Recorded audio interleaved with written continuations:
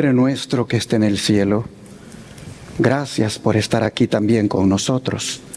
Usted se ha dignado a bajar y descender aquí con su pueblo, a acampar.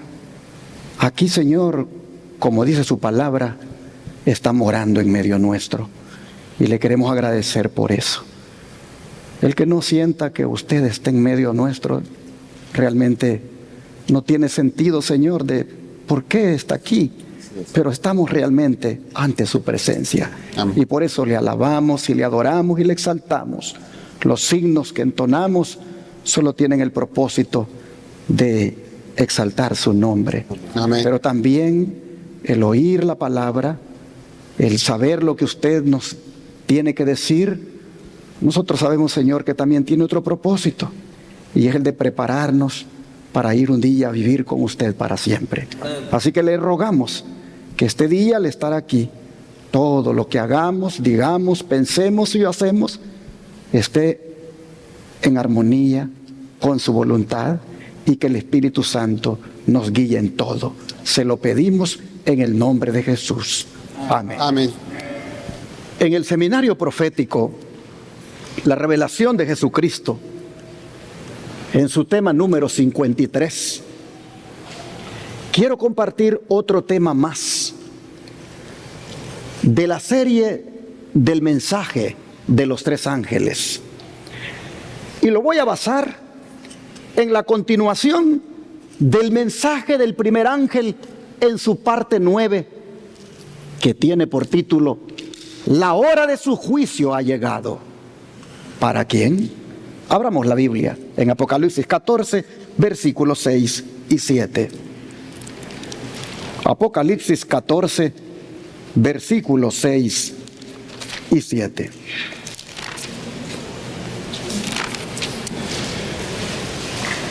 Vi volar por en medio del cielo a otro ángel que tenía el evangelio eterno para predicarlo a los moradores de la tierra, a toda nación, tribu, lengua y pueblo, diciendo a gran voz: temed a Dios y dadle gloria, porque la hora de su juicio ha llegado. Y adorad a aquel que hizo el cielo, la tierra, el mar y las fuentes de las aguas. Como vemos, el juicio es parte del evangelio, es decir, las buenas nuevas de la salvación. Si nos interesa la salvación, también nos debe interesar el juicio, porque allí se determina nuestro destino. Es por eso que nos hemos detenido últimamente en el estudio de este juicio que el primer ángel anuncia, para que veamos por qué unos se van a salvar y otros se van a perder. Porque recuerda, mi hermano, que no todo el que diga Señor, Señor será salvo, sino solamente ¿quién? El que haga la voluntad de nuestro Padre que está en los cielos. Y para que las huestes celestiales y nosotros sepamos quién está haciendo la voluntad de Dios para ser salvo, Dios está celebrando un juicio. Por eso está celebrando un juicio, para que las huestes celestiales y nosotros mismos sepamos por qué unos se salvan y otros se pierden. Porque ¿quién aquí sabe quién está haciendo la voluntad de Dios? ¿Quién aquí sabe? Nadie. Ninguno de nosotros sabe quién aquí está haciendo la voluntad de Dios. Todos decimos Señor, Señor aquí, pero la Biblia dice, Jesús dice, miren, es que no es porque digan Señor, Señor que se van a salvar. No todos los que digan eso, son los que hagan la voluntad de mi Padre. Por eso es el juicio, porque solo en el juicio se puede saber quién está haciendo la voluntad de Dios y quién no. De manera, mis hermanos, que ese juicio el Señor lo está celebrando ya, porque en 1844 Él pasó del lugar santo al lugar santísimo. Y desde entonces, hermanos, está Él allí en el santuario celestial, en ese lugar santísimo. Está Él purificando ese lugar, está expiándolo de todos los pecados acumulados que hay allí, que son los nuestros. Y hermanos, Él está haciendo allí lo mismo que se hacía en el santuario terrenal que Dios ordenó que se levantara en el desierto. Una vez al año, ¿qué se hacía en aquel santuario? Se expiaba. Una vez al año se celebraba lo que se conoce como el día de la expiación. ¿Qué hacía el sumo sacerdote ese día? Limpiaba el santuario de todos los pecados acumulados durante el año y entraba al lugar santísimo para también allí expiarlo y limpiarlo. Ese día, conocido también como el Yom Kippur, los israelitas consideraban que era el día de juicio para ellos. ¿Y cómo ellos se preparaban para enfrentar ese día? ¿Cómo se preparaban? Se afligían, se preocupaban, buscaban estar en paz con Dios, buscaban estar reconciliados con el Señor, buscaban asegurarse de que todo pecado hubiera sido confesado, porque el mandato decía que el que no estuviera ese día preparado y afligido, y ocurría, hermanos, ese día, el día de juicio para ellos, dice, era cortado del pueblo. Así que, tomando eso como símbolo, en 1844 Jesús pasó del lugar santo al lugar santísimo en el santuario celestial para hacer eso mismo que se hacía en el santuario terrenal, de expiar el santuario, de limpiarlo. Y eso se le conoce, hermanos, como el juicio investigador. Ahora, nosotros vemos ahí que el mensaje del primer ángel anuncia la hora del juicio. ¿Pero para quién? ¿Para quién es ese juicio, hermanos? ¿Es para toda la raza humana? Vamos al libro de Primera de Pedro para ver para quién es. Primera de Pedro 4, versículos 17 y 18. Primera de Pedro 4, versículos 17 y 18. Dice la Escritura: porque es tiempo de que el juicio comience, ¿por dónde, hermanos? Por la casa de Dios. Y si primero comienza por nosotros, ¿cuál será el fin de aquellos que no obedecen el evangelio de Dios? Y si el justo con dificultad se salva, ¿en dónde aparecerá el impío y el pecador? ¿Por quién dice el apóstol que comienza el juicio, hermanos? La hora de su juicio ha llegado. ¿Para quién? Para la casa de Dios, dice Pedro. Pero para que no pensemos que la casa de Dios se refiere a un edificio o a una estructura, vean lo que le dijo Pablo a Timoteo en la primera carta de Timoteo, capítulo 3, versículo 15. Primera de Timoteo, capítulo 3, versículo 15. Y dice así: para que si tardo, sepas cómo debes conducirte en la casa de Dios, que es, ¿qué cosa? La iglesia del Dios viviente, columna y baluarte de la verdad. Así que la casa de Dios es, ¿qué cosa? La iglesia del Dios viviente. Si el juicio ha de comenzar, dice Pedro, por la casa de Dios, dice Pablo, la casa de Dios es la iglesia del Dios viviente. El juicio ha llegado. ¿Para quién? Para la iglesia del Dios viviente. La casa de Dios de la que Pedro habla, Pablo dice, es la iglesia. no es un edificio. Es más, cuando se dijeron estas palabras, los cristianos no poseían edificios de iglesia. Ellos se congregaban en las casas y aún así ellos sabían de que la presencia de Dios estaba en medio de ellos. Oh, hermanos y hermanas, un edificio no puede reflejar a un Dios viviente, pero un cristiano convertido sí lo puede reflejar. ¿Cuántos aquí se consideran de la iglesia del Señor, hermanos? Todos, ¿verdad? Todos nos consideramos de la iglesia del Señor. Entonces les pregunto, ¿a cuántos de ustedes les alegra de que el juicio ya haya llegado?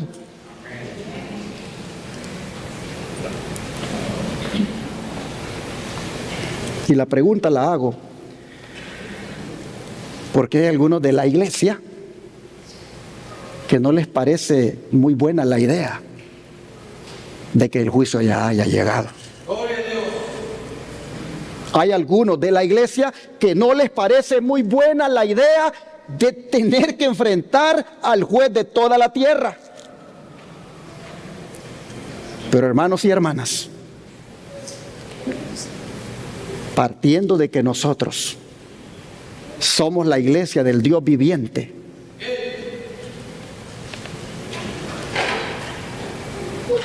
y que estamos bien con Dios, la hora del juicio ha llegado y eso es parte del evangelio eterno. Y si la palabra evangelio eterno son las buenas nuevas, el mensaje de que la hora de su juicio ha llegado no debe causarnos ningún temor. Pero seamos sinceros, sí nos causa temor, ¿no es cierto? La idea de tener que enfrentar al juez de toda la tierra como que no es muy aceptada. Nosotros cantamos un himno que menciona el juicio como día grande que viene. Y también lo menciona como día triste que viene. Y lo menciona como día alegre que viene. Eso nos dice que el juicio, todo va a depender de mí. ¿Qué va a ser para mí? Si un día triste o un día alegre. Nosotros vamos a mirar esta mañana por qué razón es que el juicio comienza por la casa de Dios. Y puedo decirles anticipadamente que el juicio tiene que comenzar por la casa de Dios porque en ella se encuentra su profeso pueblo. Y su profeso pueblo necesita ser purificado de sus pecados. Y el juicio es para eso, para purificar el santuario y a los que adoran en él.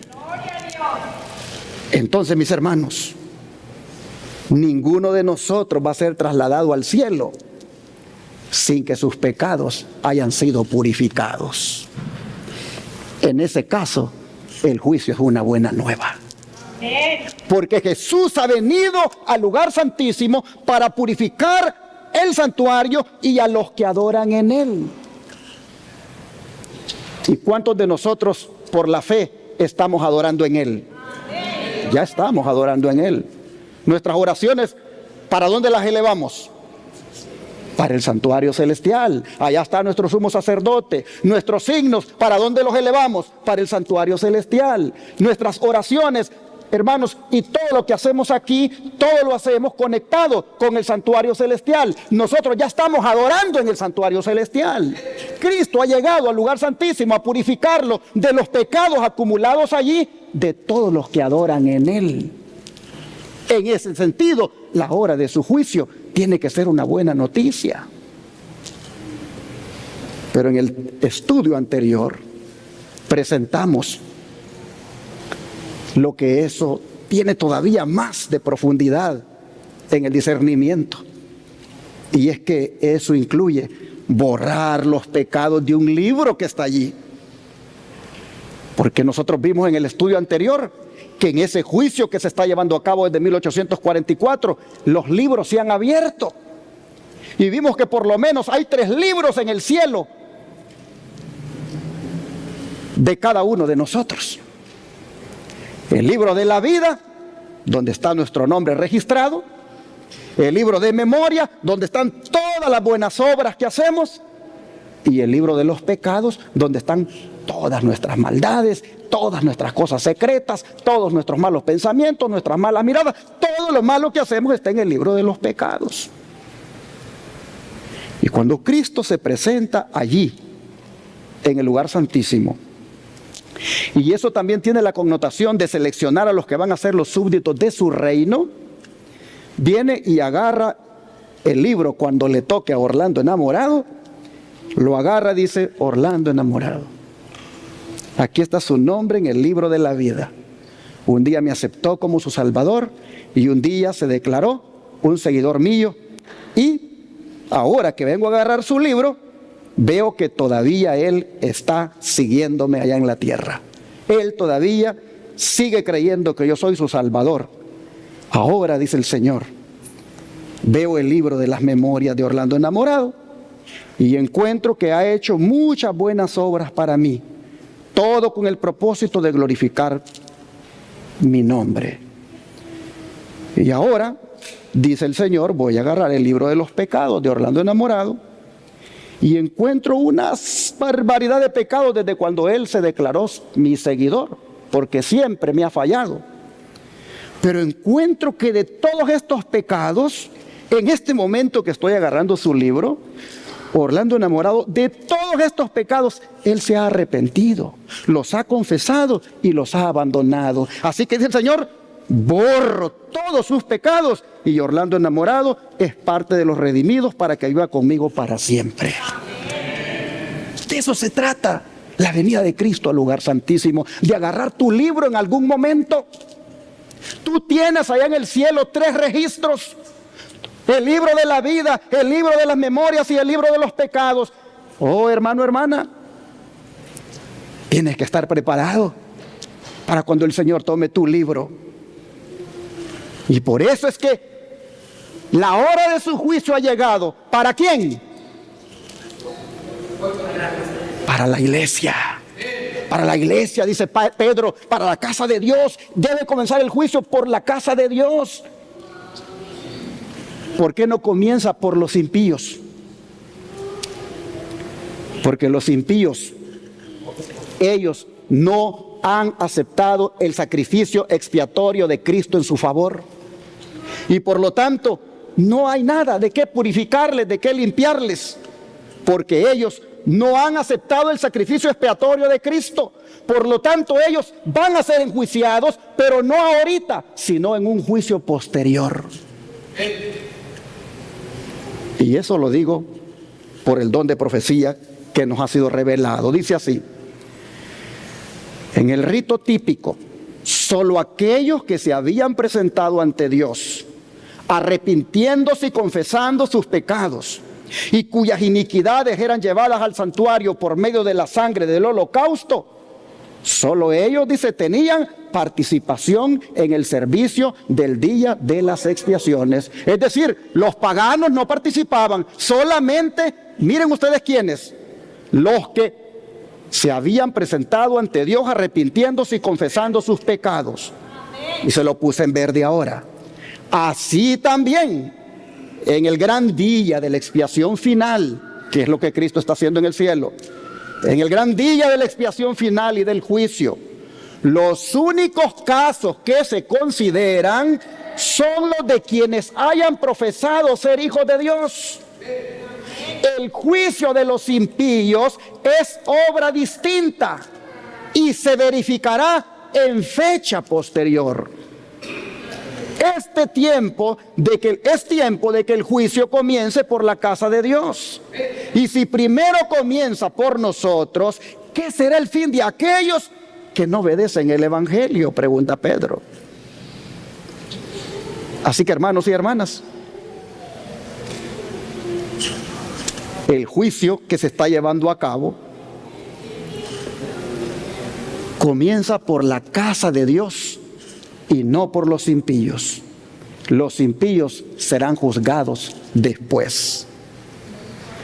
Pero ¿de dónde saca Pedro que el juicio comienza por la casa de Dios? Sin duda, de las mismas escrituras del Antiguo Testamento, que era lo que existía en su tiempo. Las escrituras del Antiguo Testamento nos dicen que siempre ha sido así. Dios, antes de juzgar a los paganos, primero hace un juicio a su pueblo. Vamos a comprobarlo. Vamos a Jeremías. Jeremías 25, versículos 15 al 29. Jeremías 25, versículos 15 al 29.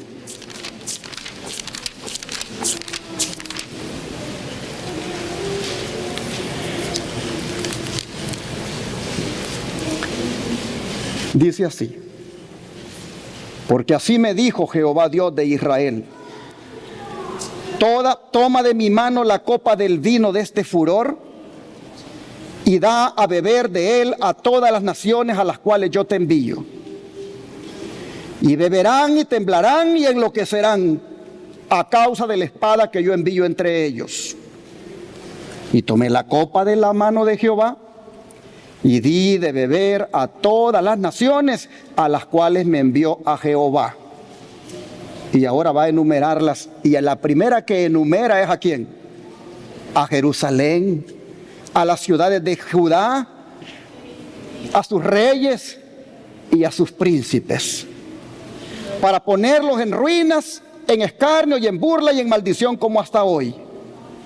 Y luego de hacer eso, va con los paganos, a Faraón, rey de Egipto, a sus siervos, a sus príncipes y a todo su pueblo, y a toda la mezcla de naciones, a todos los reyes de tierra de Uz y a todos los reyes de la tierra de Filistea, a Ascalón, a Gaza, a Ecrón y al remanente de Asdod, a Edom, a Moab, a los hijos de Amón, a todos los reyes de Tiro, a todos los reyes de Sidón, a los reyes de las costas que están de ese lado del mar, a Dedán, a Tema y a Bus, y a todos los que se rapan las sienes, a todos los reyes de Arabia, a todos los reyes de pueblos mezclados que habitan en el desierto, a todos los reyes de Simri, a todos los reyes de Elam, a todos los reyes de Media, a todos los reyes del norte, los de cerca y los de lejos, los unos con los otros, y a todos los reinos del mundo que están sobre la faz de la tierra. Y el rey de Babilonia beberá después de ellos.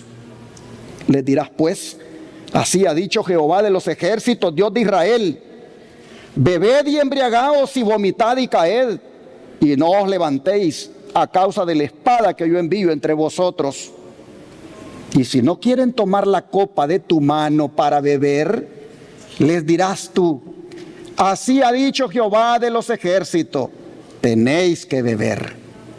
Porque he aquí que a la ciudad en la cual he invocado mi nombre, yo comienzo a hacer mal, y vosotros ¿seréis absueltos? No seréis absueltos, porque espada traigo sobre todos los moradores de la tierra, dice Jehová de los ejércitos. Si se fijaron, Dios ordena tomar la copa del vino de su furor y dar de beber de él a todas las naciones, empezando ¿con quién? Con Jerusalén, su ciudad amada. ¿Pero por qué con Jerusalén? ¿Qué había hecho Jerusalén? Miremos los versículos del 1 al 11 para que veamos el contexto, lo que había hecho. Siempre aquí del capítulo 25. Palabra que vino a Jeremías acerca de todo el pueblo de Judá en el año 4 de Joacim, hijo de Josías, rey de Judá, el cual era el año 1 de Nabucodonosor, rey de Babilonia, la cual habló el profeta Jeremías a todo el pueblo de Judá y a todos los moradores de Jerusalén, diciendo: desde el año 13 de Josías, hijo de Amón, rey de Judá, hasta este día, que son 23 años, ha venido a mí palabra de Jehová, y he hablado desde temprano y sin cesar. ¿Pero qué cosa, hermanos? No oísteis. Y envió Jehová a vosotros todos sus siervos, los profetas, enviándoles desde temprano y sin cesar. ¿Pero qué cosa, hermanos? No oísteis ni inclinasteis vuestro oído para escuchar.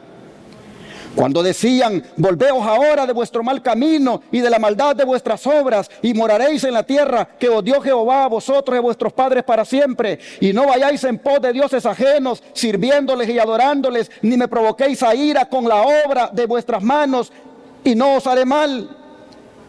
¿Pero qué cosa? No me habéis oído, dice Jehová, para provocarme a ira con la obra de vuestras manos para mal vuestro. Por tanto, así ha dicho Jehová de los ejércitos: por cuanto no habéis oído mis palabras, he aquí enviaré y tomaré a todas las tribus del norte, dice Jehová, y a Nabucodonosor, rey de Babilonia, mi siervo, y los traeré contra esta tierra y contra sus moradores y contra todas estas naciones en derredor, y los destruiré y los pondré por escarnio y por burla y en desolación perpetua. Y haré que desaparezca de entre ellos la voz de gozo y la voz de alegría, la voz de desposado y la voz de desposada, ruido de molino y luz de lámpara. Toda esta tierra será puesta en ruinas y en espanto, y servirán estas naciones al rey de Babilonia. ¿Cuántos años? 70 años. ¿Qué le decía Dios a su pueblo, hermanos? Volveos. Volveos de vuestro mal camino. No vayáis en pos de dioses ajenos. O sea, los llamados al arrepentimiento de parte de Dios eran constantes. Y les recuerda a sí mismo cuál había sido su respuesta. Y la respuesta era: no me quisisteis oír, no prestasteis oído, de modo, le dice, que me hiciste airar. O sea, hermanos y hermanas, aunque habían oído, no habían prestado atención, porque no habían abandonado la adoración de dioses ajenos. Y en consecuencia ya no podrían morar en su propia tierra. Es decir, el pecado de la idolatría había sido su ruina. No se habían contentado con vivir por fe, sino que insistían en vivir por vista, y por eso siempre querían tener delante de ellos un dios ajeno, un ídolo. Así pues, dice el profeta, en lugar del Dios vivo, han adorado, les dice, la obra de sus manos, porque ellos mismos habían hecho los ídolos. Hermanos y hermanas, el pecado y la desobediencia le había alcanzado al pueblo de Dios, y ahora debían enfrentar el juicio de Dios. Y debían ser los primeros en recibir los castigos de Dios antes que los paganos. ¿Por qué tenían que ser los primeros? Porque ellos tenían el conocimiento, tenían la luz, pero no querían andar conforme a ella. La pregunta es: ¿estamos haciendo nosotros las cosas mejor que ellos? ¿Estamos haciendo nosotros las cosas diferente a ellos, o las estamos haciendo igualito a ellos? ¿Cuántas veces el Señor nos ha llamado también al arrepentimiento, hermanos? ¿Cuántas veces el Señor, mensaje tras mensaje, nos ha traído para amonestarnos y hacernos ver la condición pecaminosa en la que estamos? ¿Cuántas veces el Señor nos ha traído un mensaje de reforma, un mensaje de cambio en nuestra vida, y nosotros simplemente nos ha entrado por un oído y nos ha salido por el otro? ¿Cuántas veces nosotros hemos oído a Dios diciéndonos que nos arrepintamos de nuestros pecados, y sin embargo hemos seguido acariciando el pecado? Entonces, no nos sorprenda de que el juicio comience por la casa de Dios. Porque si bien es cierto, tiene la connotación de separar a los que se van a quedar para vivir para siempre con Cristo, también tiene la connotación de que aquel que estaba en el libro de la vida, su nombre escrito, y en el libro de memorias, Nunca le interesó darle gloria a Dios con su forma de vivir. Y en el libro de los pecados, lleno de pecados no arrepentidos, no confesados, no abandonados, dice la Biblia que Cristo viene, borra ese nombre del libro de la vida y tristemente, hermanos, se pierde. El pueblo de Israel tuvo que ser el primero en ser enjuiciado, como hemos leído, antes que las naciones paganas, por la luz y el conocimiento que tenía. Si hay un pueblo entre todas las iglesias del mundo que tiene tanta luz y conocimiento, es el pueblo adventista. Si hay una iglesia que Dios la ha dotado de tanto conocimiento y de tanta luz, es la iglesia adventista. Con justa razón debe ser ella la primera en que debe ser juzgada. Porque el juicio se hace de acuerdo a la luz en que uno ha andado. Mire lo que dice el don de profecía al respecto. Dios había suplicado a los de Judá que no le provocasen a ira, pero no le habían escuchado. Finalmente pronunció la sentencia contra ellos. Iban a ser llevados cautivos a Babilonia. Los caldeos serían empleados como instrumento por medio del cual Dios iba a castigar a su pueblo desobediente. Los sufrimientos de los hombres de Judá iban a ser proporcionales a la luz que habían tenido y a las amonestaciones que habían despreciado y rechazado. Durante mucho tiempo Dios había demorado sus castigos, pero ahora su desagrado iba a caer sobre ellos como último esfuerzo para detenerlos en su carrera impía. Estoy leyendo en Profetas y Reyes, página 313, pero ahora viene la aplicación de esto. La lección, dice, es para nosotros también.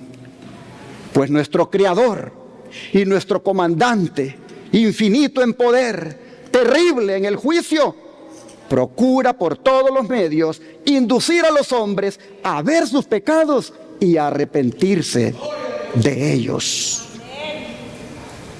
Así que no te enojes ni te canses de oír mensajes de amonestación. Dale gracias a Dios por esos mensajes. Pero hay algunos que cuando oyen ya los mensajes fuertes, no, dicen, me voy a otro lado. Me voy a otro lado, allá donde no me molesten mi conciencia, allá donde yo pueda seguir haciendo mis cosas y no hay mensajes que me amonesten lo que hago. No te enojes, hermano. No te enojes cuando el mensaje es fuerte, cuando el mensaje te desnuda tu realidad. No te enojes. Humíllate ante el Señor, porque el Señor te está dando ese mensaje. Mira lo que dice acá, voy para atrás. Nuestro Creador y nuestro Comandante, infinito en poder, terrible en el juicio, procura por todos los medios inducir a los hombres a ver sus pecados y arrepentirse de ellos. El otro día escuchaba a un joven que me dijo, ay pastor, dice, estoy yendo a otro lado, dice. Y no, dice, allí yo voy nada más, dice, a reírme, a pasarla bien el rato. Yo no salgo de allí meditando en que tengo que cambiar mi vida, porque allí lo que me dicen es lo que yo quiero escuchar. Y a veces, hermanos, como decía mi hermano Ángel el otro día en la lección, a veces yo parezco como que predico evitando que la gente llegue. El hermano Ángel lo decía, que el pastor enamorado predica de una manera como que la gente, en vez de que esté aquí, mejor se vaya. ¿Por qué? Porque predico un mensaje que va a la realidad de lo que estamos viviendo, hermanos. Predico un mensaje donde verdaderamente se nos dice que necesitamos cambiar. Y eso es posible, que muchos se vayan. Pero yo siempre lo he dicho. Yo no soy un pastor que estoy detrás de que la gente me siga. Yo soy un pastor que estoy preparando a un pueblo para la venida de Cristo. Y yo voy a preparar a ese pueblo para la venida de Cristo con los mensajes de arrepentimiento y de reforma que Dios nos dé en su palabra. Cuando Juan el Bautista preparó a su pueblo para la primera venida de Cristo, ¿con qué mensaje los preparaba? Raza de víboras, les decía. ¿Quién les ha dicho que escapen de la ira venidera? Hagan frutos dignos de arrepentimiento, les decía, porque el hacha ya está puesta a la raíz. Así los preparaba, preparando el camino para la venida del Señor. Él buscaba que ese pueblo entendiera que hay que arrepentirse, hay que estar de verdad, hermanos, compungidos, reconociendo el pecado y abandonándolo para estar listos y entonces recibir al Rey. Hoy la gente dice que está esperando a Cristo, hoy la gente dice que es adventista el séptimo día. ¿Y por qué te llamas adventista? Porque estoy esperando a Cristo. Pero la manera de vivir es completamente ajena a uno que está esperando a Cristo. Es en ese sentido, hermanos, que yo les reitero: no rechacemos los mensajes de amonestación, no rechacemos los mensajes de advertencia, porque vienen directamente de la palabra de Dios y vienen para prepararnos para la venida del Señor, vienen para prepararnos para ese juicio que hemos de enfrentar. Mire lo que dice ahí: por boca de sus siervos predice los peligros de la desobediencia, deja oír la nota de advertencia y reprende fielmente el pecado. Sus hijos conservan la prosperidad tan solo por su misericordia y gracias al cuidado vigilante de instrumentos escogidos. Él no puede sostener y guardar a un pueblo que rechaza sus consejos y desprecia sus reprensiones. Demorará tal vez por un tiempo sus castigos, pero no puede detener su mano para siempre.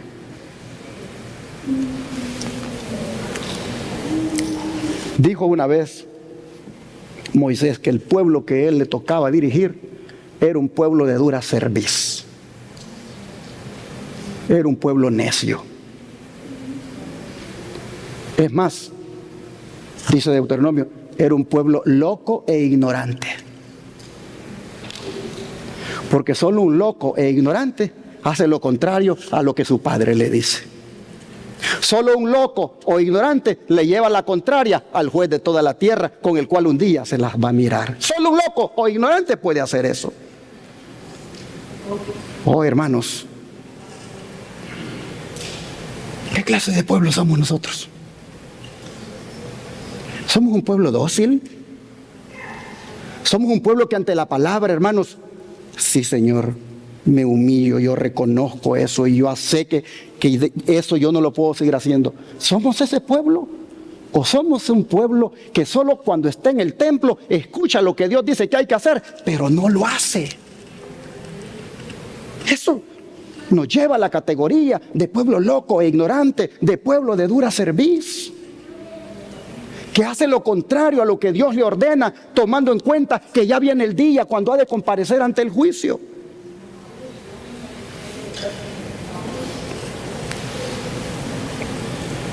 Aquí había en esta iglesia hace un tiempo atrás una humildad a la palabra de Dios. Y yo veía que los mensajes de reprensión los estaban agarrando muy seriamente en su corazón y buscaban que su vida estuviera a tono con lo que oían. Sin embargo, como pueblo loco o ignorante, ha habido en algunos una tendencia últimamente de querer hacer lo contrario a lo que han aprendido. Aquí se han presentado muchos temas sobre la reforma pro salud. Una reforma pro salud que incluye hasta la manera de vestir. Y se ha enseñado aquí cuáles son las consecuencias de usar el maquillaje en la piel. Se ha enseñado aquí cuáles son las consecuencias de ponerse esa línea negra en los ojos. Se ha enseñado desde este púlpito por qué una dama cristiana no tiene que andar con esos zapatos de tacón así tan elevado. ¿Cómo se mira una mujer cuando anda con esos zapatos de tacón elevado? Cuando va caminando, ¿cómo se mira esa mujer? ¿Ya leyeron lo que dice Isaías? De que las hijas de Sión, cuando van caminando, dice, van haciendo son con los pies. Eso mismo hace una hermana cristiana cuando anda con esos sus tacones altos, va haciendo un son. Y aquí había un temor del Señor, y yo miraba que las hermanas, pues como que ya no andaban esos zapatos que parecen una gran clavija, tacón altísimo.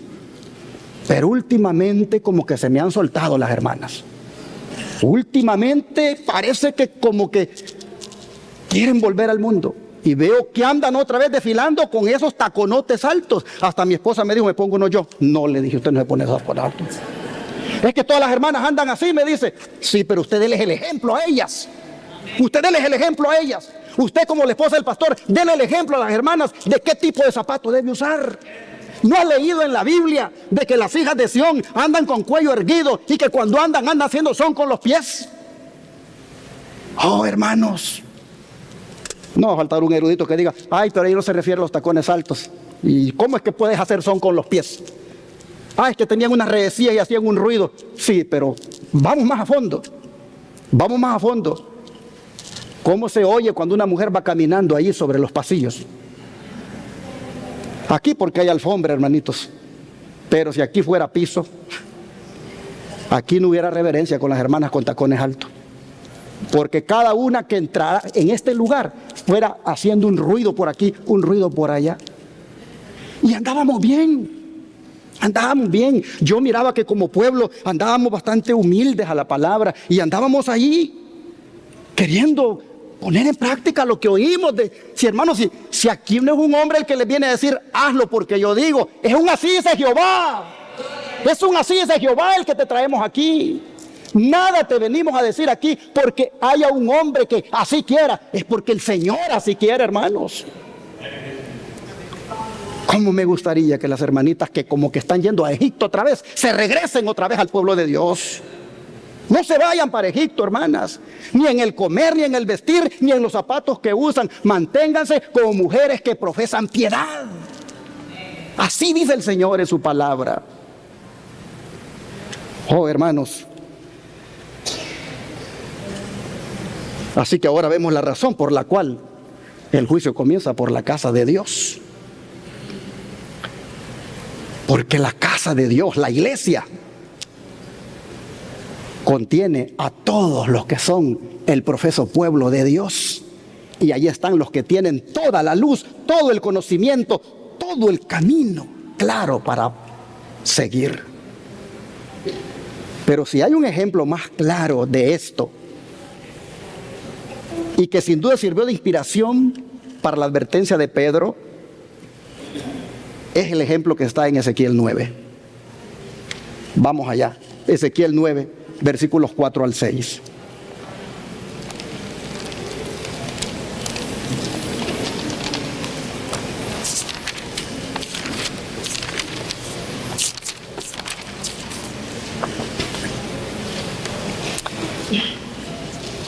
Dice así, Ezequiel 9, versículos 4 al 6.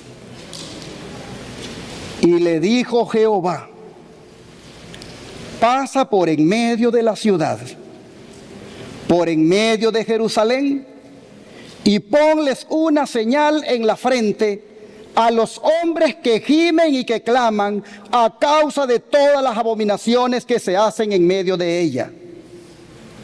Y a los otros dijo, oyéndolo yo, pasad por la ciudad en pos de él y matad. No perdone vuestro ojo ni tengáis misericordia. Matad a viejos, jóvenes y vírgenes, niños y mujeres, hasta que no quede ninguno. Pero a todo aquel sobre el cual hubiere señal, no os acercaréis. Y comenzaréis, ¿por dónde, hermanos? Por mi santuario. ¡Wow! Comenzaréis por mi santuario. Comenzaron pues, dice, desde los varones ancianos que estaban delante del templo. Sin duda Pedro en esto se inspiró cuando dijo, es necesario, dijo, o es tiempo que el juicio comience por la casa de Dios. Aquí nosotros vemos a Dios enjuiciando a su pueblo. Pero si ustedes se fijan, no es un juicio indiscriminado, es decir, sin distinción. No, no, no. Es un juicio donde los que gimen y claman deben separarse para que no sean condenados. ¿Y quiénes eran los encargados del juicio? Leamos desde el versículo 1 para ver el contexto. Capítulo 9 de Ezequiel, versículo 1.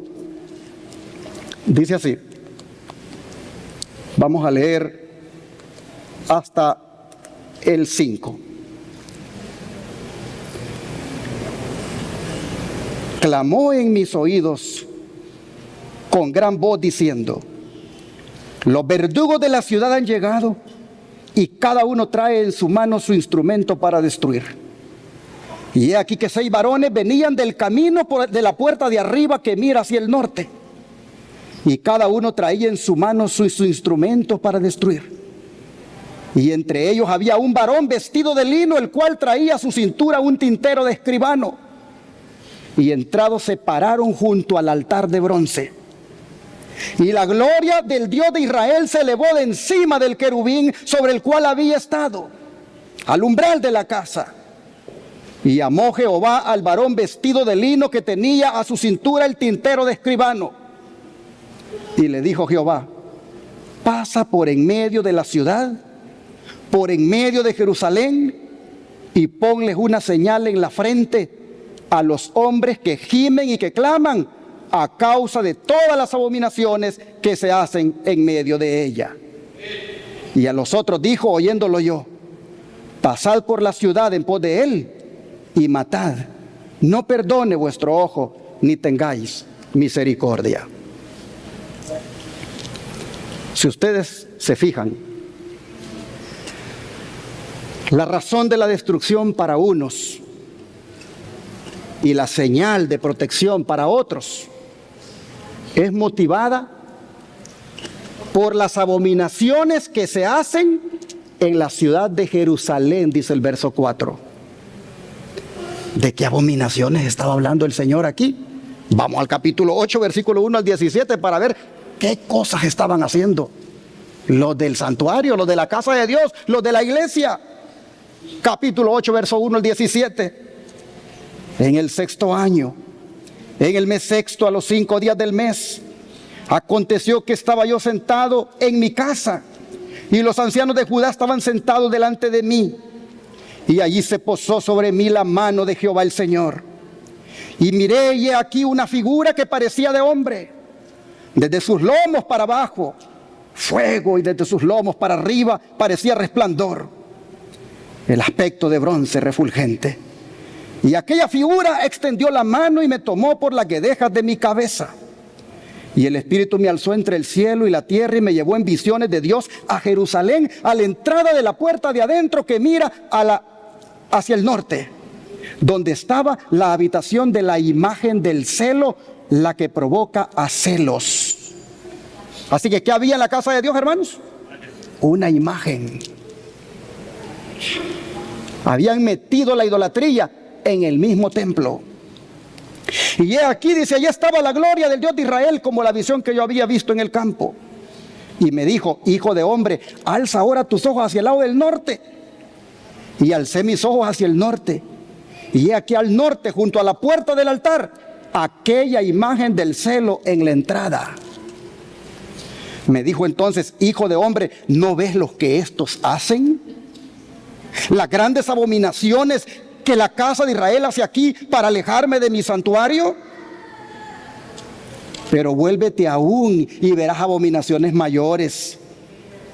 Y me llevó a la entrada del atrio y miré, y he aquí en la pared un agujero.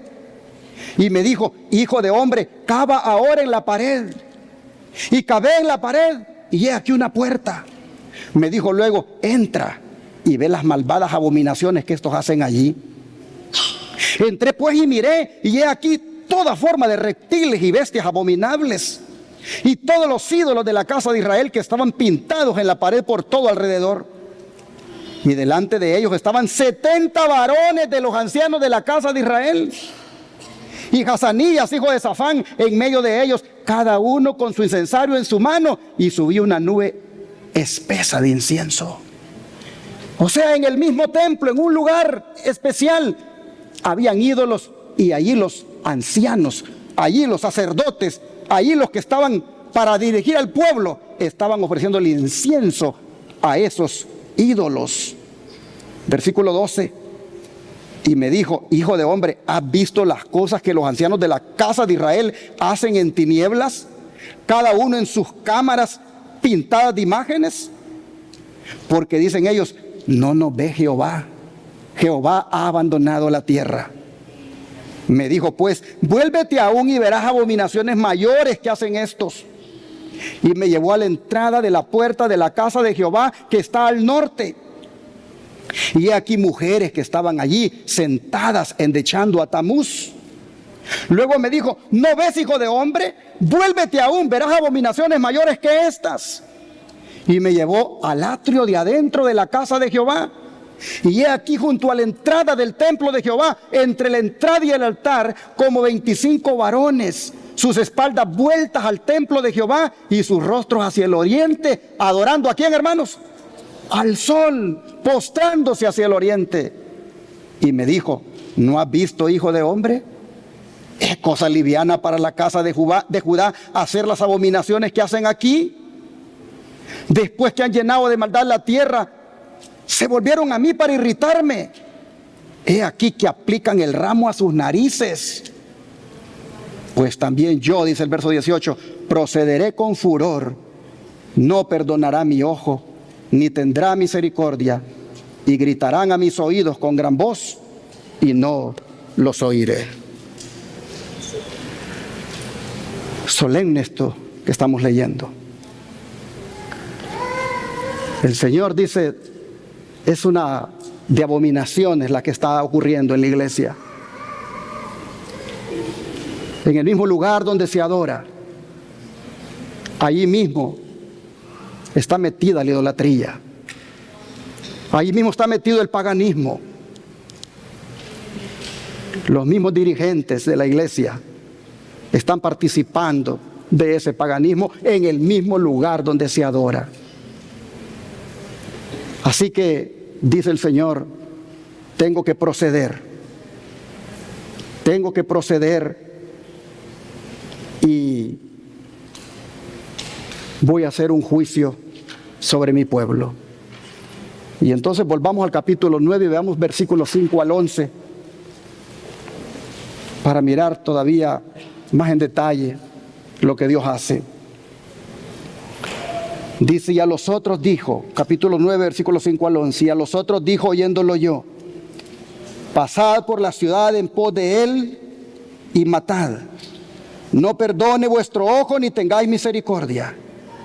Matad a viejos, jóvenes y vírgenes, niños y mujeres, hasta que no quede ninguno. Pero todo aquel sobre el cual hubiere señal, no os acercaréis, y comenzaréis por mi santuario. Comenzaron pues desde los varones ancianos que estaban delante del templo. Y les dijo: contaminad la casa y llenad los atrios de muertos. Salid.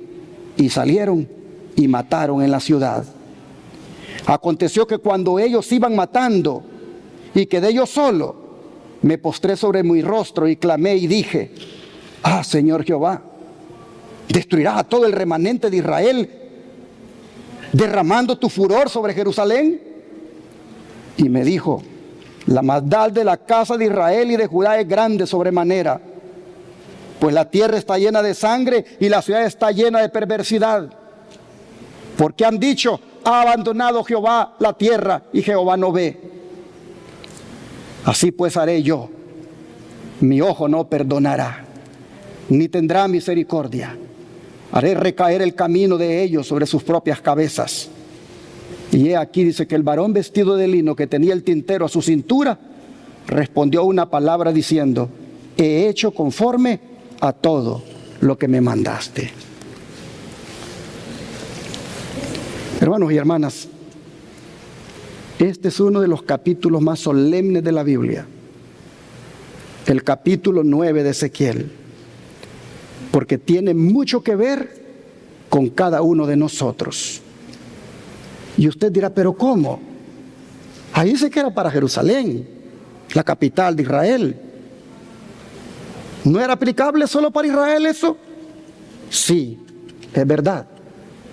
Pero como ocurre con otras profecías, esto tuvo una aplicación primaria y también tendrá una aplicación secundaria. En la aplicación primaria de Ezequiel 9, los 5 varones verdugos con armas destructoras representan a los soldados de Babilonia que destruyeron la ciudad de Jerusalén y quemaron la casa de Dios, rompieron la muralla de Jerusalén, consumieron a fuego todos sus palacios y destruyeron todos sus objetos deseables. Y para que miremos cómo se cumplieron al pie de la letra las palabras del verso 6 que leímos, de que se le daría muerte a viejos, jóvenes, doncellas, niños y mujeres hasta que no quedara ninguno, para que vea cómo se cumplió, vamos a Segunda de Crónicas capítulo 36, versículos 17 al 19. Segunda de Crónicas capítulo 36, versículos 17 al 19.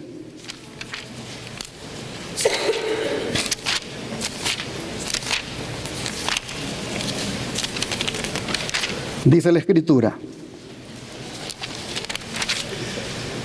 por lo cual trajo contra ellos al rey de los caldeos, que mató a espada a sus jóvenes. ¿En dónde, hermanos? En la casa de su santuario, sin perdonar joven, ni doncella, anciano, ni decrépito. Todos los entregó en sus manos.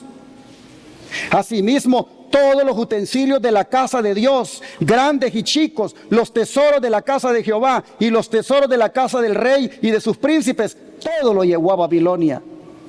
Y quemaron la casa de Dios y rompieron el muro de Jerusalén y consumieron a fuego todos sus palacios y destruyeron todos sus objetos deseables.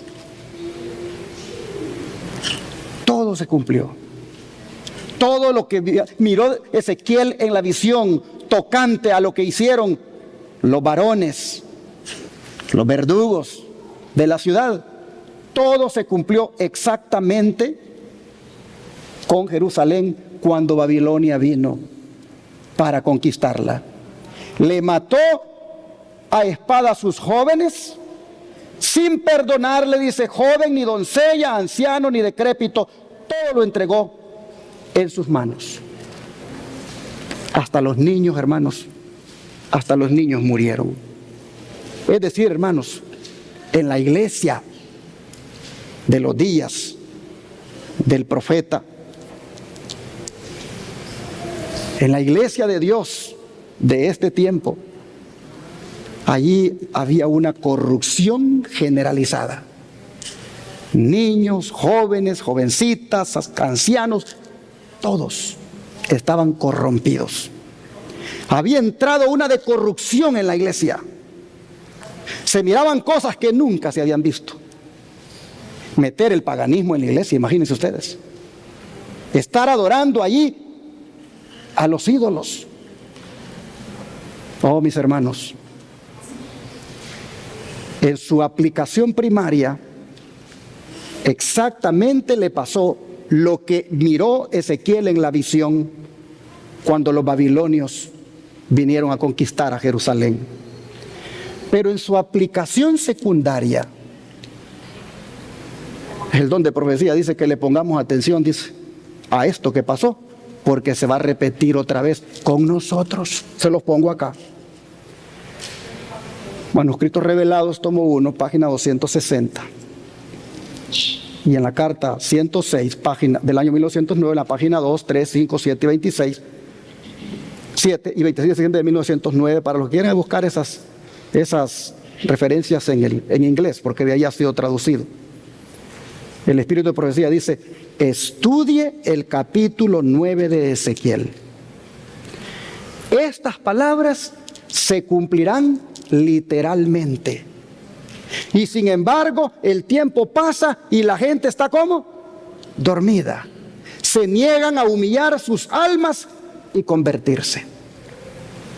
En otras palabras, hermanos, no estamos preparándonos para lo que ha de venirle a la iglesia. En el juicio que Dios está haciendo sobre la iglesia, está contemplado que todos aquellos que no sean sinceros con Dios y que estén en sus pecados deleitándose, está contemplado, hermanos, de que serán muertos. Serán muertos. Estas palabras se cumplirán literalmente. Pero la gente dice, está dormida, el tiempo pasa y se niegan a humillar sus almas y convertirse. Así que, hermanos, va a haber una aplicación secundaria. Ezequiel 9 se volverá a cumplir. ¿Pero cómo? ¿De qué manera?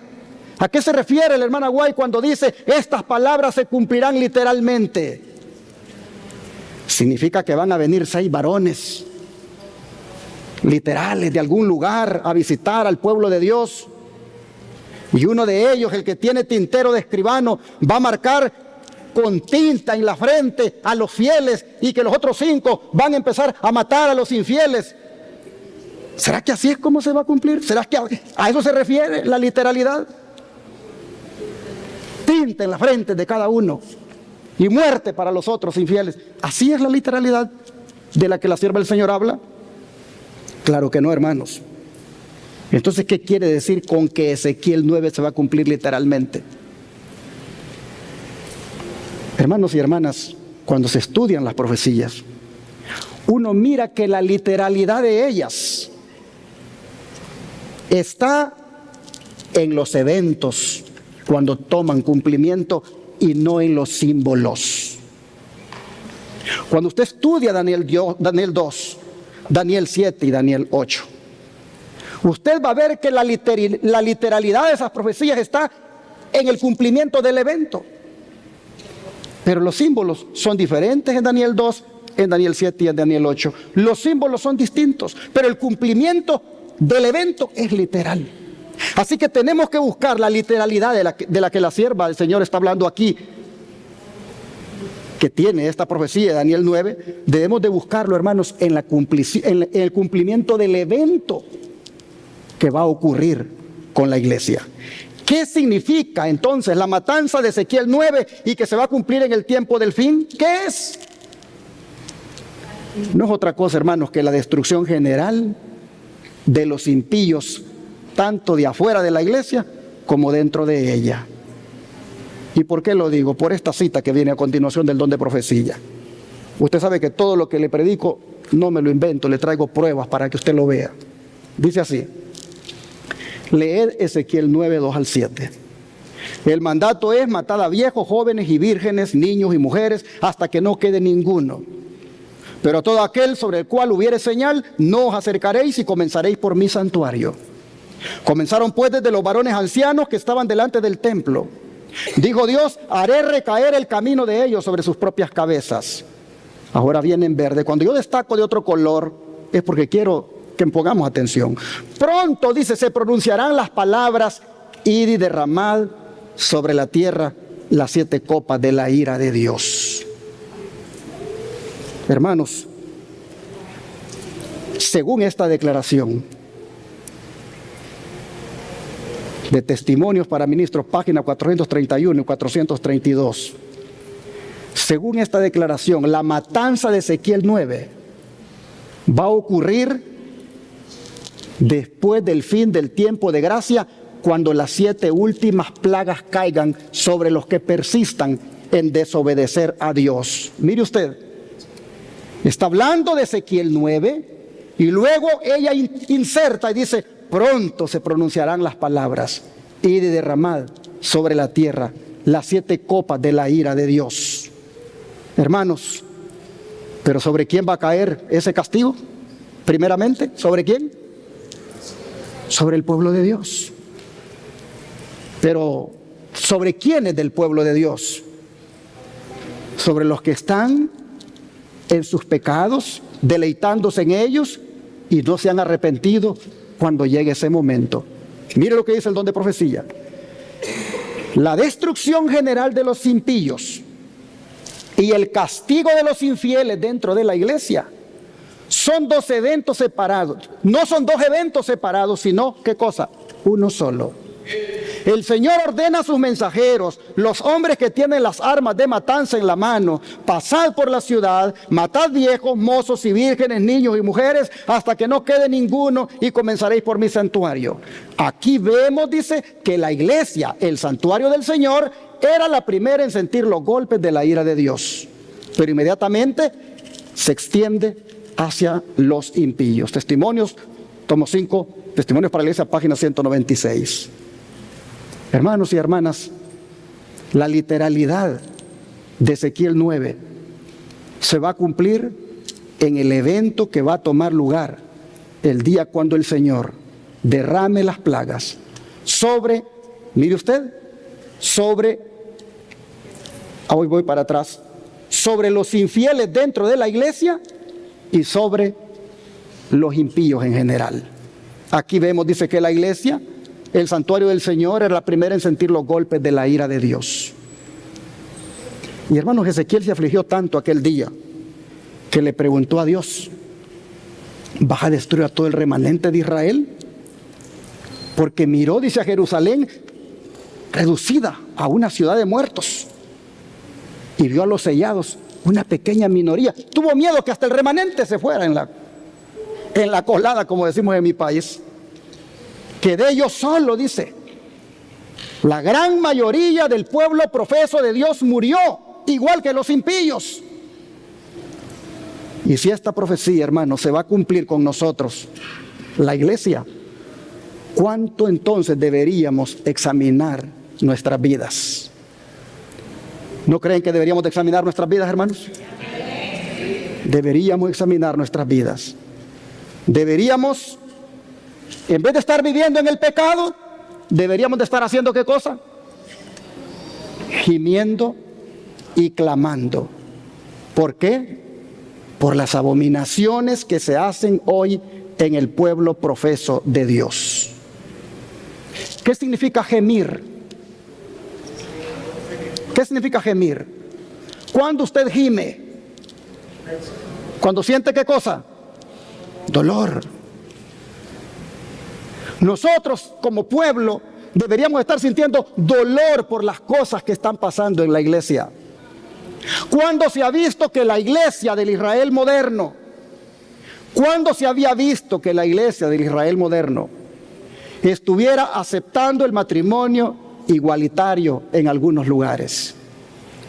¿Cuándo se había visto que bajo la bandera del amor, iglesias del Israel moderno estuvieran aceptando el homosexualismo y lesbianismo como una cosa normal? ¿Cuándo se había visto eso? A nosotros nos debería dar dolor por eso. Deberíamos de gemir por eso. Nos debería dar tristeza, dolor de ver lo que está pasando en la iglesia. ¿Cuándo se había visto que los líderes de la iglesia le prohibieran a las personas que estudiaran los libros del Espíritu de Profecía desde el púlpito? ¿Cuándo se había visto eso? ¿Cuándo se había visto incluso que le prohibieran a los predicadores que hablaran en contra del mensaje de los tres ángeles, que denuncia la marca de la bestia y que desenmascara también quién es la bestia? Y por supuesto Apocalipsis 13. ¿Cuándo se había visto que le prohibieran eso a los predicadores? Todo eso está ocurriendo. ¿Cuándo se había visto que los servicios de adoración en la iglesia se volvieron ecuménicos y se volvieron más servicios de entretenimiento, más centrados en el hombre que centrados en Dios? El existencialismo es el que predomina en la iglesia. ¿Cuándo se había visto eso? Oh, hermanos, el paganismo se había metido en la iglesia en los días de Ezequiel. Y hoy también el paganismo se ha metido en la iglesia en el Día de la Madre, en el día de San Valentín, en el día de la coneja, en el día de Halloween, en el día de Navidad. Se metió el paganismo en la iglesia.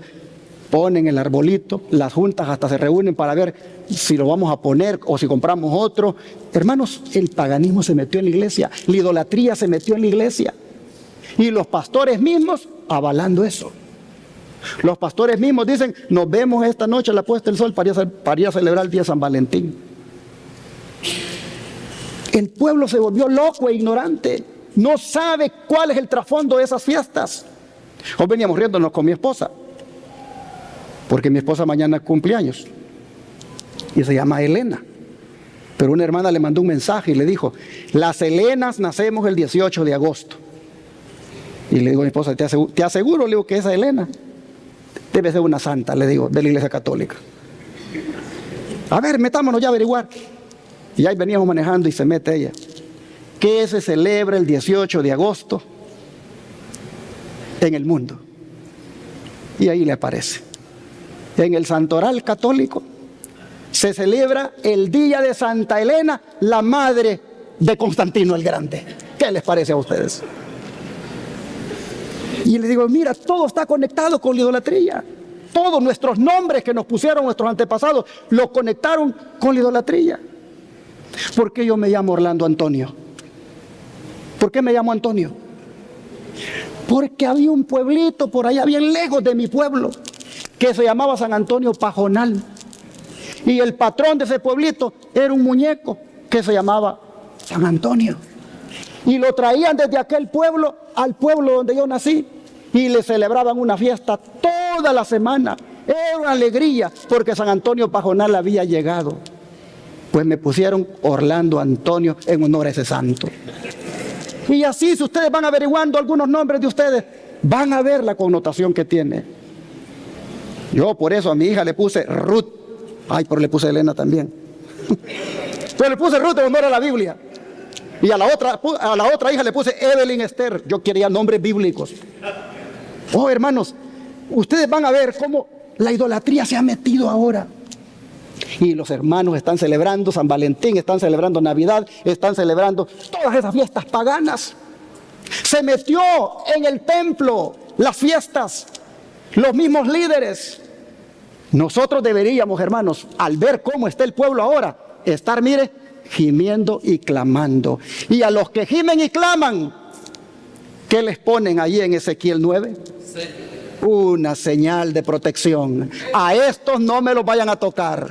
A estos me les preservan la vida, porque estos que gimen y claman son mi pueblo, dice Dios. Pero ¿cuántos lo componían?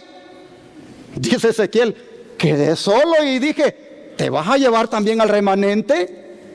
Porque era una de muertos por todas partes. Oh, mis hermanos, los que gimen y claman. ¿Y qué es clamar, hermanos? Ya entendimos qué es gemir, ¿verdad? Sentir dolor por lo que está pasando, sentir dolor por las barbaridades que se miran en la iglesia, sentir dolor por todas las cosas que nunca habíamos visto y están ocurriendo en la iglesia. Pero ¿qué es clamar? Vamos a Isaías 58 para ver qué es clamar, hermanos. Isaías 58, versículo 1. ¿Qué es clamar? Isaías 58, versículo 1. Dice, clama a voz en cuello, no te detengas, alza tu voz como trompeta y anuncia a mi pueblo su rebelión y a la casa de Jacob su pecado. ¿Qué es clamar? Hermanos, clamar es amonestar. Clamar es, mire, cuando usted va a buscar ahí en el Google, póngale clamar, significado bíblico, le va a decir, es dar un grito de alarma. Clamar, hermanos, es gritar, advertir. Entonces la señal se pone para los que gimen y ¿qué cosa? Hermanos, es decir, no solo oran, no solamente les duele lo que está pasando, sino que también, hermanos, lo dicen, eso no está bien. Amonestan, advierten, denuncian. Pero hoy hemos caído en una situación donde ni gemimos ni clamamos. ¿Y por qué no gemimos ni clamamos? Porque estamos haciendo lo mismo. ¿Quién va a sentir dolor por esas cosas si lo está haciendo? ¿Quién ¿Quién va a clamar en contra de esas cosas si lo está haciendo? Hemos llegado a un estado espiritual, hermanos, como iglesia, donde nos hemos adormecido, como dice el don de profecía, y no estamos gimiendo ni clamando. Y algunos creen que el trabajo solo es orar. No, no solo es orar, también hay que advertir, también hay que denunciar, también hay que, hermanos, hacer ver que esas cosas no están bien. Mire el texto bíblico: clama a voz en cuello, no te detengas, alza tu voz como trompeta y anuncia a mi pueblo su rebelión y a la casa de Jacob su pecado. ¿Cuál es la casa de Jacob? ¿Cuál es la casa de Jacob, hermanos? El otro día alguien me reprendió y me dijo: venga, quiero hablar con usted. A ver, dígame, le digo.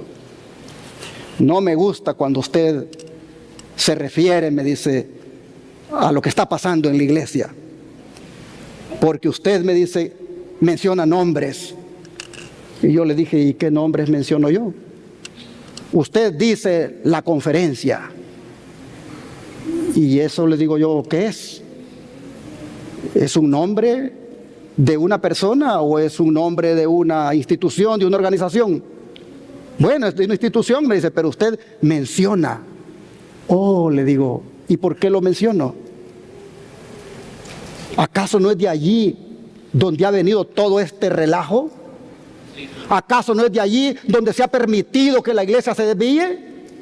¿Acaso no es de esas conferencias, de esos liderazgos donde tristemente las iglesias hoy en día se apartaron del camino? Sí, pero usted no debería referirse a ellos. Y cuando Elías fue donde Acab, ¿qué le dijo? Eres tú, le dijo, y la casa de tu padre la que tiene pervertido a Israel. Así que trató de reprenderme por esto, porque dijo que yo no debería. Y lo voy a decir, le dije yo, porque el mal está en el liderazgo. De allí comienza todo. De allí viene para el pueblo. Cuando no hay un liderazgo que amonesta al pueblo, el pueblo anda en rebelión, el pueblo anda en el pecado, el pueblo anda haciendo lo que quiere, porque no hay nadie con la Biblia que le diga: ¡hey, eso es pecado, no lo hagas! No hay nadie. El pastor ahora se ha vuelto una persona que no quiere que los hermanos se ofendan, porque el pastor lo que quiere es tener llena la iglesia para que le traigan billetes, porque si es de esa manera, él asegura su empleo. De esa manera él queda ante la conferencia como un buen pastor. Hermanos, nosotros aquí, ustedes saben, siempre nos hemos guiado por un así dice Jehová, y no andamos detrás del dinero.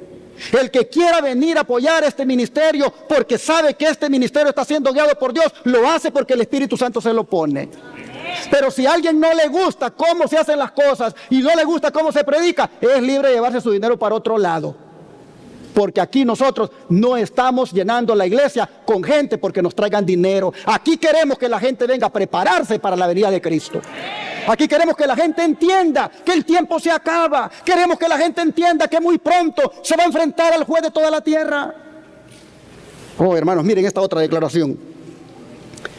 Los infieles de la iglesia caerán en la destrucción general de los impíos, representada por la obra de los hombres que llevaban armas.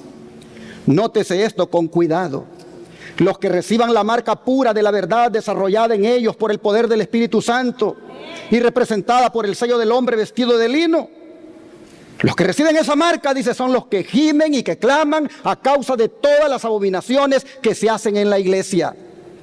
Su amor por la pureza y el honor y la gloria de Dios es tal, y tienen una visión tan clara del carácter excesivamente pecaminosa del pecado, que se los representa agonizando, suspirando y llorando. Pero la matanza general de todos los que no ven así el amplio contraste entre el pecado y la justicia y no tienen los sentimientos de aquellos que siguen el consejo de Dios y reciben la señal, está descrita en la orden dada a los 5 hombres con armas: que maten y no dejen a ninguno.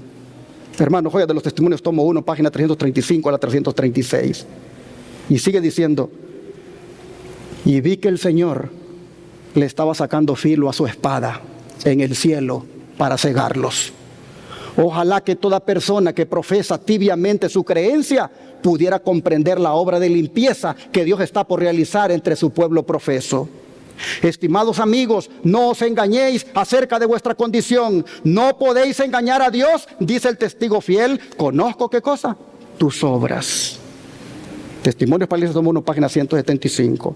Así, hermanos y hermanas, ahora tienen sentido las palabras del apóstol Pedro, cuando dijo de que el juicio es tiempo de que comience por la casa de Dios, porque así ha sido profetizado a lo largo de las Escrituras y así se ha cumplido en el pasado.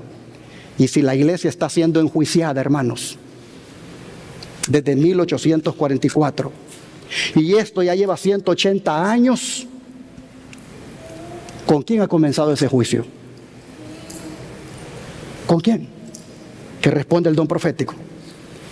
La obra del juicio que empezó en 1844 debe proseguirse hasta que sean falladas las causas de todos los hombres, tanto de los vivos como de los muertos.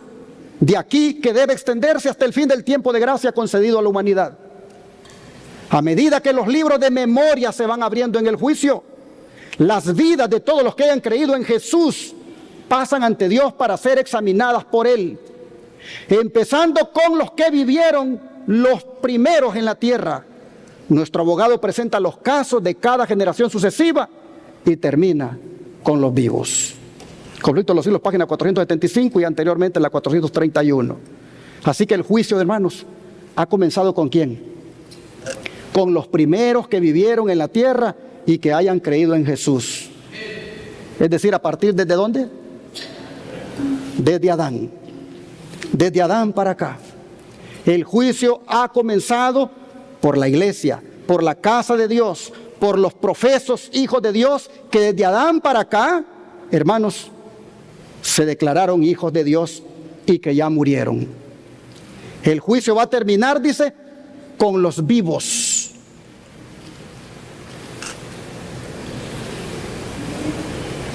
Pero para que no especulemos, se nos dice lo siguiente: solemnes son las escenas relacionadas con la obra final de la expiación.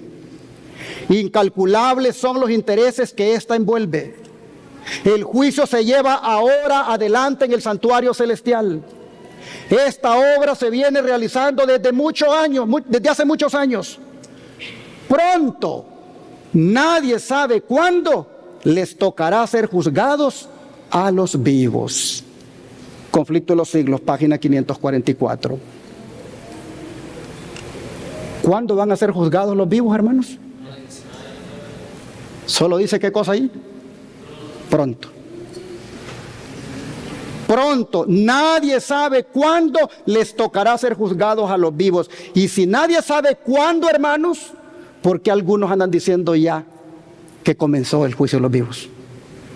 ¿Por qué algunos andan diciendo que ese ya comenzó? Un pastor muy querido por este servidor, que lo aprecia mucho por la obra maravillosa que hace con la salud y con esa obra filantrópica que hace en el mundo, a mí me sorprende cuando dice que en el año 2015 empezó el juicio de los vivos. Y otros que están diciendo que no en esa fecha, sino en otra, cuando aquí está diciendo pronto, nadie sabe cuándo le tocará ser juzgados a los vivos. Los que dicen que el juicio de los vivos ya comenzó, lo hacen ignorando todos los principios de interpretación bíblica. Tanto la Biblia como el espíritu de profecía rechazan la idea de ponerle una fecha o un evento que señale el inicio del juicio de los vivos. Y a uno que en los días de Elena White decía de que el juicio de los vivos ya había comenzado, miren lo que le dijo ella. Anoche, dice un joven, un extraño para todos nosotros, pero que profesaba ser un hermano de Victoria, Australia, nos llamó y pidió ver a la hermana White. Estaba anocheciendo y decliné verlo. Sin embargo, lo invitamos a permanecer con nosotros durante la noche y a desayunar. Después de nuestro habitual culto matutino, cuando nos disponíamos a atender nuestros diferentes trabajos, este joven se puso de pie y con un gesto dominante nos pidió que nos sentáramos. Dijo: ¿tienen ustedes algún himnario? Cantaremos un himno y luego tengo un mensaje para darles. Y yo le contesté: si tienes un mensaje, dalo sin demora, porque tenemos mucho apremio para despachar la correspondencia a los Estados Unidos y no tenemos tiempo que perder. Él entonces comenzó a leer algo que había escrito y que, entre otras cosas, declaraba que el juicio ha comenzado ahora sobre los vivos. Lo escuché mientras proseguía Y finalmente le dije: mi hermano, usted no está exactamente en sus cabales. Diga claramente cómo su mensaje nos afecta a nosotros. Por favor, permítanos saberlo de inmediato. Su mente está demasiado tensa. Usted comprende mal su trabajo. Mucho de lo que ha dicho está de acuerdo con la Biblia y creemos cada palabra de ello, pero usted está muy alterado. Por favor, diga lo que tiene para nosotros. Bien, él dijo que debíamos empacar y trasladarnos inmediatamente a Battle Creek. Le pedí sus razones y repuso: para dar este mensaje de que el juicio ha comenzado sobre los vivos. Ellos estaban en Australia y él le dice: vámonos para Battle Creek, a los Estados Unidos, a llevar este mensaje de que el juicio de los vivos ya empezó. Y le contesté: la obra que el Señor nos ha dado todavía no ha sido terminada. Cuando nuestro trabajo aquí esté completado, estamos seguros que el Señor nos hará saber que es tiempo de trasladarnos a Battle Creek en vez de enseñarle a usted cuál es nuestro deber. Lo dejé para que el hermano Starr hablara más con él, mientras yo reanudaba mi tarea de escribir. Le dijo al hermano Starr que cuando la hermana Wiley habló tan amablemente y sin embargo con tanta autoridad, comenzó a ver que había cometido un error, que las impresiones que lo habían impulsado tan fuertemente no eran consecuentes ni razonables. Aunque nuestra familia es grande, integrada por 10 miembros, además de 3 visitantes, decidimos, dice, que este joven permaneciera con nosotros por un tiempo. No nos atrevimos a permitir que fuera con personas que lo tratarían duramente y lo condenarían, ni queríamos que repitiera sus revelaciones. Se quedó por un corto de tiempo con nosotros y así, dice, pudieron asociarse con él y, si es posible, conducirlo a sendas seguras. Usted puede leer esto en Eventos de los Últimos Días, desde la página 22, vamos a ver desde dónde, sí, toda la 22, ahí puede encontrar esto. Y hermanos, con esto queda sustentado que no hay fecha para el inicio del juicio de los vivos. Solo sabemos que será pronto porque la hora de su juicio ha llegado para nosotros. Y ante esto, lo que toca hacer es lo que dice Jesús en Marcos 13, 35 y 36. ¿Qué es lo que él dice que hagamos, hermanos? Marcos 13, versículos 35 y 36.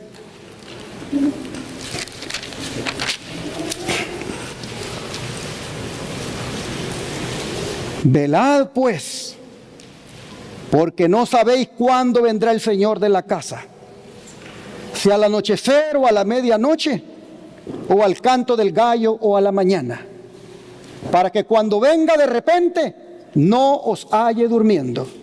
Y el 37 dice: y lo que a vosotros digo, a todos lo digo, velad. ¿Qué es lo que nos toca, hermanos, de cara al juicio de los vivos, o de cara al día cuando hemos de comparecer, ya sea en calidad de muertos por los registros que están allí en ese tribunal celestial, o en calidad de vivos? ¿Qué debemos hacer?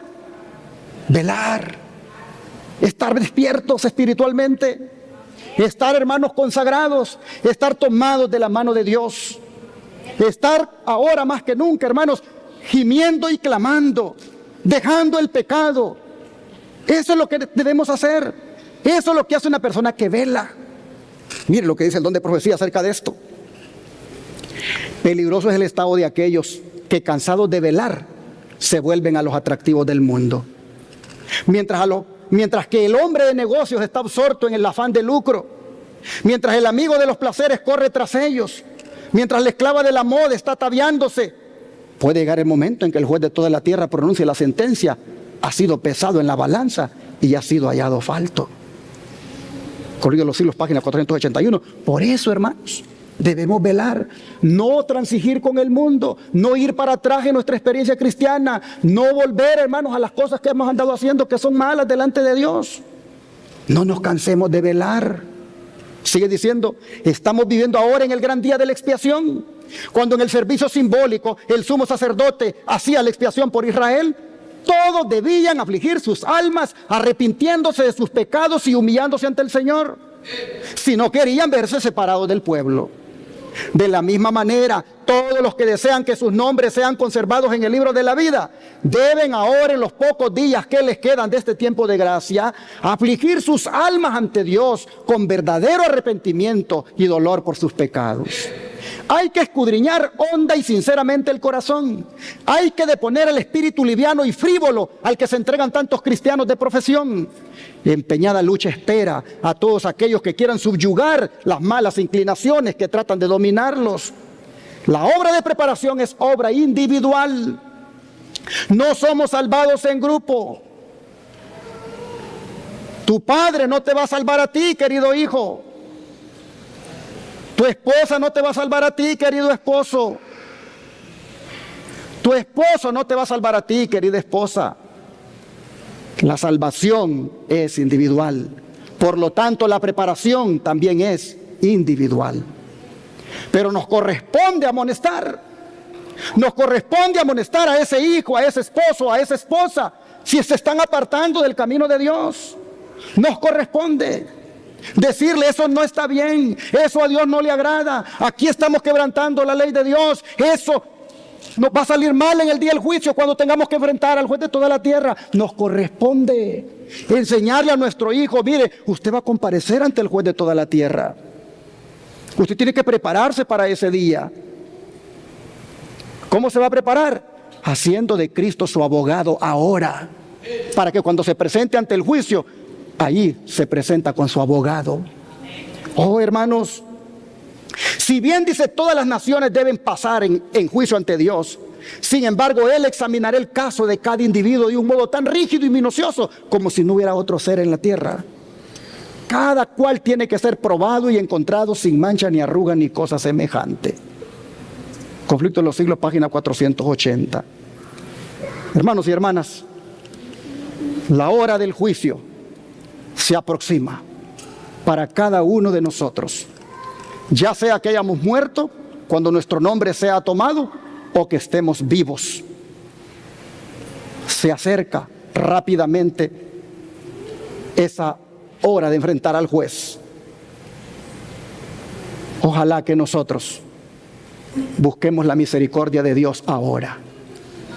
La trompeta de Dios, hermanos, va a sonar, y cuando suene, millones de vivos serán encontrados sin preparación. El juicio de los vivos ha de comenzar pronto. Nadie sabe cuándo. Que Dios nos ayude para estar listos. Cierro leyendo Hechos 17, versículos 30 y 31. Hechos 17, versículos 30 y 31. Pero Dios, habiendo pasado por alto los tiempos de esta ignorancia, ahora manda a todos los hombres en todo lugar que hagan ¿qué cosa, hermanos? Que se arrepientan, por cuanto ha establecido un día en el cual juzgará al mundo con justicia, por aquel varón a quien designó, dando fe a todos con haberle levantado de los muertos. ¿Qué debemos hacer? Por cuanto ha establecido un día en el cual juzgará al mundo con justicia, ¿qué debemos hacer, hermanos? Debemos, dice, arrepentirnos. ¿Hemos pecado, hermanos? ¿Hemos hecho lo malo delante de Dios? ¿Está usted esta mañana aquí y usted sabe que está haciendo algo que a Dios no le agrada? ¿Está usted en su vida consciente de que está manchada de pecado y que no está haciendo nada por cubrirse con un manto de santidad? Hermanos y hermanas, el Señor nos dice: arrepiéntanse, arrepiéntanse, porque se ha reservado un día para ser juzgados. Así, hermanos, la hora de su juicio ha llegado. ¿Para quién? Para nosotros. Que Dios nos ayude y que con un mensaje como este tan solemne le entremos todos al camino de la santidad, al abandono del pecado y a la consagración diaria a nuestro Dios. Y que cuando el juicio llegue de una manera individual a cada uno, que nos encuentre a todos preparados y listos para enfrentarlo. Con Cristo vamos a enfrentarlo. Con Cristo saldremos más que victoriosos. Entreguemos nuestra vida a Cristo como nunca ahora. Dios les bendiga.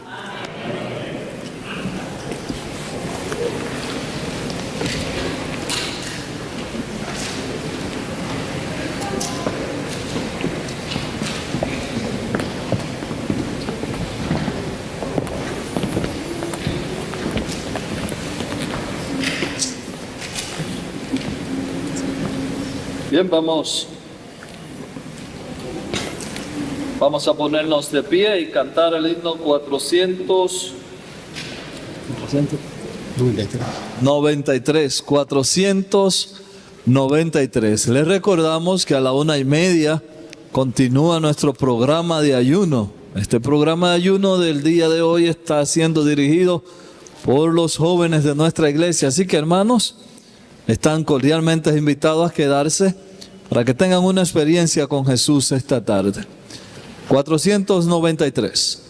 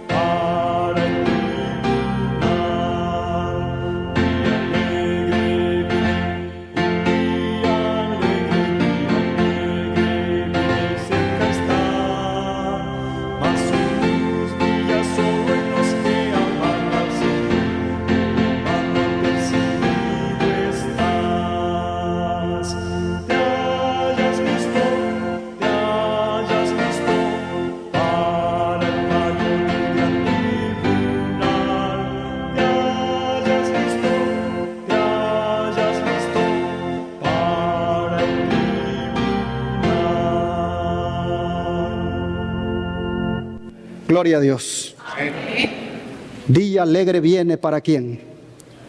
Para los que gimen y claman y tengan esa señal de protección en sus frentes. Amén. Una señal que nadie puede ver, solo los ángeles, y que es un asentamiento en la verdad. Es una señal de protección. Para ellos, día alegre viene.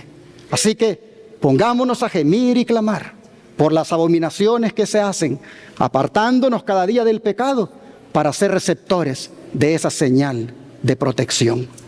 Hermanos, yo les quisiera animar. No siempre puedo acompañarlos aquí en los días de ayuno porque ustedes saben, allá tengo un compromiso con los pacientes y tenemos que irnos para predicar a veces al siguiente día en la mañana. Pero yo quisiera decirles que en los días de ayuno, hermanos, y los miércoles, hay que orar por el derramamiento del Espíritu Santo. Hay que orar, hermanos, porque el Espíritu Santo se derrame en nuestra vida. Hay que pedirle al Señor que nos dé ese privilegio de ser llenos del Espíritu Santo. En la medida en que su pueblo ore por eso, en un día de ayuno, constantemente pidiendo por eso, y los miércoles y cada uno individualmente, hermanos, estaremos listos para ir al cielo.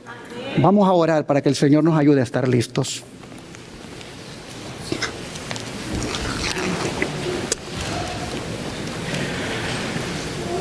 Padre Celestial, muchas gracias por ponernos en perspectiva el destino de cada uno de nosotros que vamos a tener. Hoy nosotros miramos, Señor, que el destino estará prácticamente decidido en base a lo que hayamos hecho. Y Padre, al mirarnos a nosotros mismos, como dice aquel himno, vemos mucho pecar en nosotros. De manera que en este momento queremos mirarte a ti y rogarte que nos imputes tu justicia y rogarte que nos cubras con tu manto de justicia, de manera que todos nuestros harapos de inmundicia queden cubiertos y que en tu sangre preciosa nos laves de nuestros pecados. Te rogamos, Señor, que ante una solemnidad como esta que hemos oído, de que hemos de comparecer muy pronto ante el juez de toda la tierra, cada uno de nosotros aquí decida apartarse del pecado, decida de verdad consagrarse y volverse un pueblo, volverse un hijo, una hija consagrada, consagrado, que busca de corazón al Señor. Señor, le rogamos que cuando el Espíritu Santo se derrame sin medida, nosotros aquí ya hayamos hecho nuestra decisión de prepararnos para que esté el receptáculo listo para ser llenado. Padre, nosotros sabemos que para ser llenos del Espíritu Santo tenemos que estar vacíos. Tenemos que estar vacíos del yo. Tenemos que estar vacíos del egoísmo, del orgullo, de la codicia, del pecado. Porque si estamos llenos de eso, ¿cómo nos vas a llenar? Así que, Señor, esta mañana te rogamos que nos des poder para vencer el pecado. Que nos ayude, Señor, para vaciarnos del pecado. Y así, al estar vacíos, nos llenes de su Santo Espíritu. En tus manos nos ponemos y rogamos que cuando el juicio tome lugar y nuestro nombre sea tomado, que tú nos escojas para vivir contigo para siempre. Te lo suplicamos en el nombre de Jesús. Amén.